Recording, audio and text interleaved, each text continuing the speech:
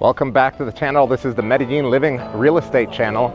In this video, we are going to be doing the pros and cons for this beautiful neighborhood. We're in the park right now. This is called Astorga.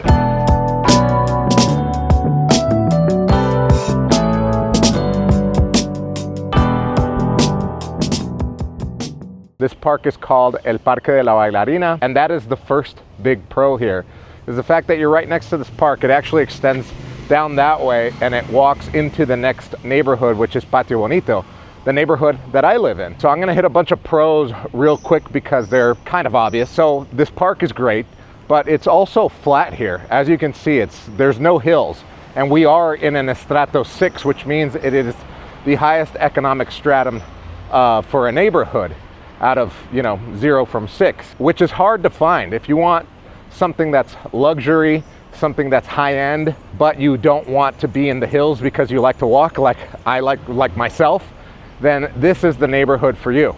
The other dead giveaway that it is an Estrato 6 is how beautifully manicured these streets are. As I walk through here, I'll show you. You've got the landscaping crew manicuring this place. I mean, I see them pretty much at least once a week, cleaning up, planting, tearing out weeds, and they are from the city. So walkability is a big thing. I mean, I'm in my mid-40s and I don't want to be driving everywhere. I mean, I did that part of my life in the United States for 24 years, and I definitely don't want to be driving just to get my mail or to the bank or to the nearest coffee shop. So if you're older, or maybe you have parents that'll come down and visit you, this lady walking her mom over here, they have a seniors exercise club that goes there. My mom goes to it every morning. Another glaring pro is the fact that it's very green, even though it's in the city and it's in El Poblado, next to Calle 10. Calle 10 is over here to the right. You still have a lot of greenery. Another pro is the fact that there are a lot of little shops. There's a barber shop. There's a barber shop here. It hasn't opened yet. Right there, there's Salon Poblado, which is like they do lunch and they also do live music in the evening. Then this one is very popular in the afternoon after work. It's full of Colombians just having a drink. It's so full that they had to put these benches out here for people to sit outside. You also have important things like there's an ATM machine at Parque del Poblado. Parque del Poblado is just right here. There's also a notary right on this other corner. We'll walk by it here in a minute. So if you're looking for something high-end and you're looking for convenience, walkability, Astorga would be your place. I live in the neighborhood adjacent to this, so I definitely would live here. One of my favorite things about this neighborhood, and it's one of the reasons why I walk into the neighborhood every other day, is for the cafes. All of these places have really nice cafes inside, so you can go in there and work if you are a remote worker, order a coffee and have lunch and get work done. In the evening, this is called Metropole. It's basically local microbrew draft beer right there. It's called Metropole, very famous. Which brings me to the next pro, the fact that it is very accessible. So if you're looking to get in and out of this neighborhood, it's going to be very easy because it runs along Avenida Poblado. All of these streets are through streets, so they will end up at a major street. Down there is Avenida Las Vegas, and then the highway is just down below that, so it's very easy access. So even if you don't have a car, getting an Uber here, even in the rain, is very easy. I live in the neighborhood adjacent to it, and I never have a problem with that, which is a plus if you're living here long term. If you're just here as a tourist, it doesn't really matter, but it's something that I noted after living in 8 different neighborhoods. The other thing I wanted to mention is that even though I've passed by a lot of things that you may consider as nightlife, the little bars, they close early because this is still a residential area. This is not zoned 100% commercial, so they can't stay open till like 4 or 6 in the morning blaring music. So these places are mostly open during the day, like this restaurant La Matriarca. They have a little cafe in here as well.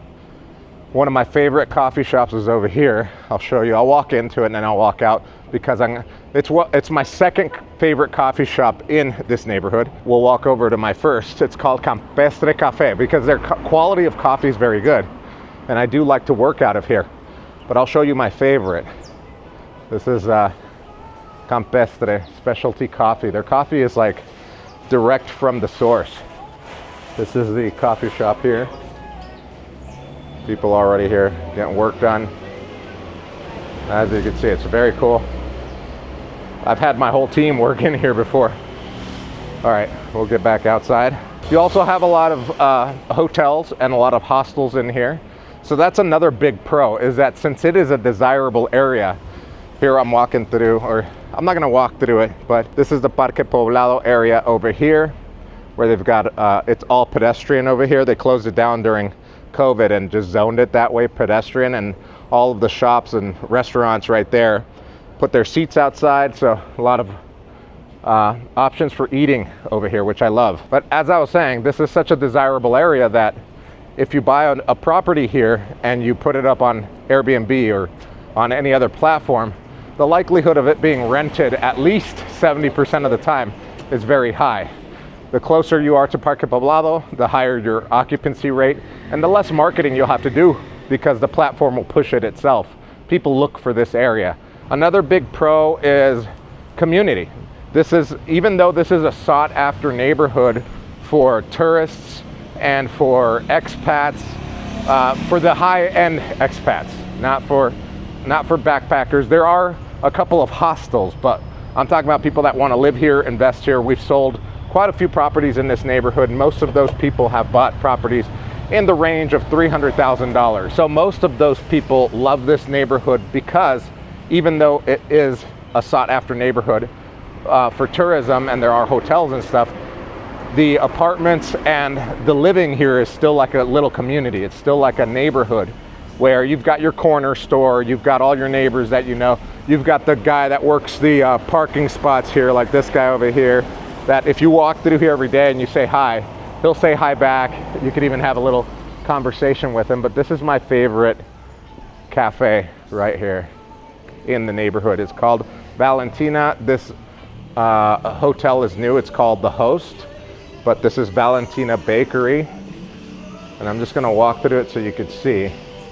This is the little cafe part over here. Buenas. ¿Cómo estás? Bien.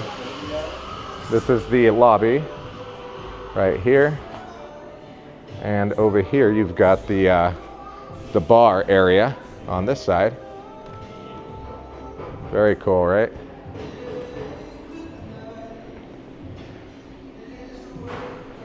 And this is the coffee shop slash restaurant over here. Got a little outdoor area over there. Very cool place to come and work.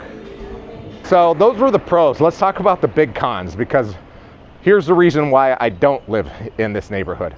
The first one is the traffic. As you've seen, these are all through streets, so you're always gonna get traffic and you're always gonna get some noise. But if you live like in an iconic building like this one, this is called Astorga Lofts. If you're up in there, you've got soundproof windows, you're not gonna hear any of this traffic. But maybe if you're on one of the lower levels, you're not gonna have your window open all day, especially if you're working from home and there's people driving through here. I mean, it's 8 o'clock in the morning and this is pretty much all the traffic that there has been so far on a Monday morning. So it's not horrible, but yeah, I just don't like traffic. I prefer to be in a place that has less traffic. The next con is part of the pro.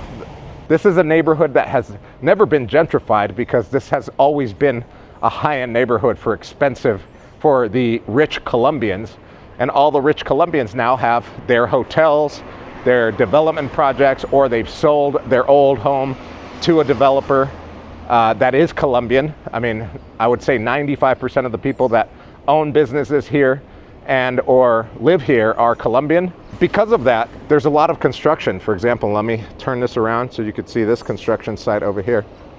There's a construction site over here.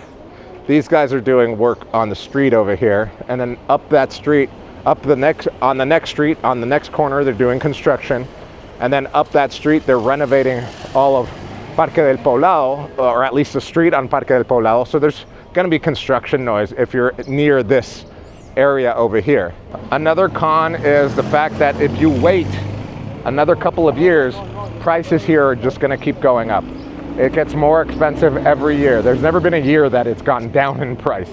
So the longer you wait to buy an apartment in this area, more the possibility of being priced out, because it will get more expensive. It's just a fact. And the main reason why I don't live here is because now I have a kid and I've got my parents here. And many of these buildings are just like these standalone buildings like this one here that are residential, but they don't have any amenities. Most of them don't have a pool, a kid's play area, a gym. Maybe they'll have like a sauna or a Turkish bath, or maybe like a communal jacuzzi or hot tub up there somewhere. But they won't have, it won't be like a condo complex like the one that I live in, and I prefer that now that I have a kid. If I were single, I would definitely want to live in one of these where I don't care about a pool. I mean, it's not a big deal for me, but having like a gym and a sauna would be nice. And I would definitely live in, for example, like Astorga lofts, or that building, or this building here. I mean, there's so many nice buildings here, and it's right next to everything that I do in life, which is, you know, walking to the cafes to get work done, vlogging like this every single day. I walk through this neighborhood if you watch the channel. So in my opinion, it just depends on your lifestyle. Like, what are you looking? Are you looking for complete peace and quiet? Then this is not your place. If you're looking for something that's high-end but walkable, this is definitely your place. If you're looking for something with great views, this is not your place, because this is flat. So there's going to be other buildings in front of you, or it's just not going to have a great view because they're not allowed to build, you know, 20 stories high here. If you're looking for an investment property, this will definitely be it. If you're going to be living here, let's say, you know, 3 or 6 months out of the year and rent it out the rest of the year, or only use it when you come down here, this would be occupied probably with no marketing, probably around 70% of the time. With marketing and great hosting, keeping it at a 5-star on Airbnb, probably 80-90%, maybe even 100 if you're doing monthlies.